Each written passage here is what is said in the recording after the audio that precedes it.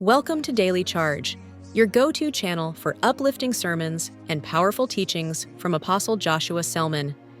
Subscribe and hit the notification bell to never miss an inspiring message. So my call to men and women of God, there is a clarion call. It is time to look beyond ourselves, our ego, our ministry, what I have, what I do not have. Let us love the body of Christ more than our reputation. And let us be comfortable with the fact that, number one, God cannot use one man alone. It is the body of Christ.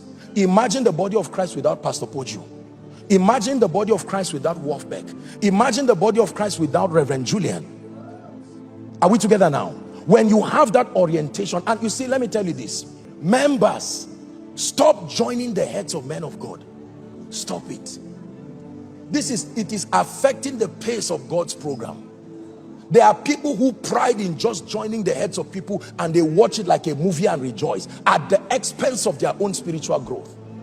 By the time you come and begin to sing and say Saul killed 1,000 and David killed 10,000, what do you think Saul would do to David? By the time you say I am for Paul and I am for Apollos, forgetting that only God brings the increase. Are we together? I love the work God has given me, but I love the body of Christ better. The growth of the body is more preferred than the growth of my own work. Is someone learning? So the call, I'm diagnosing that the faith problem has come largely from the pulpit, and that men of God, it is time for us to take responsibility. I am convinced that 1 year under a structured teaching ministry should be able to build a believer to a level of commendable stature where you defy being tossed to and fro. Any man of God that has at least 2 years of structured mentorship with members and cannot produce quality believers should go for a retreat. It's not an insult, it's the truth. Even if that man of God is called Joshua Selman.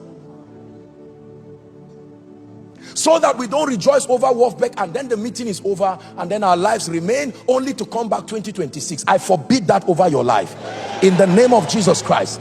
That a man of God receives inspiration from this and goes back to say, you know what, I'm tired of buying designers. Let me go to a library and buy some old books and sit down and say, what did the Father see when they traveled to Tulsa, Oklahoma? What did God show them there?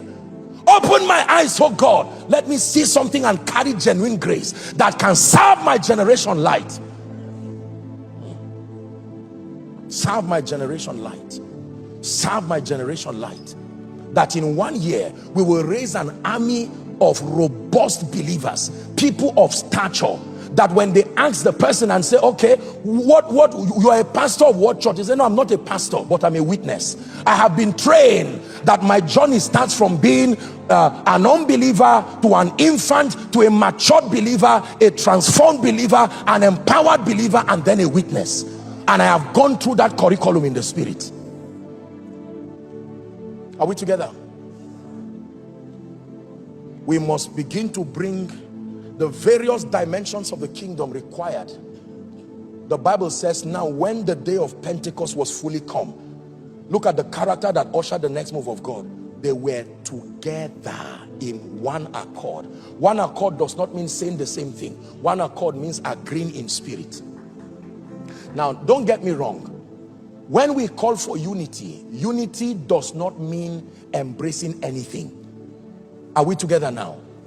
But to understand that if there is a deficiency in my life, if I'm raising people who are anointed, I'm raising people who are spiritual, but they are poor and broke, they are doing bad, they are in trouble.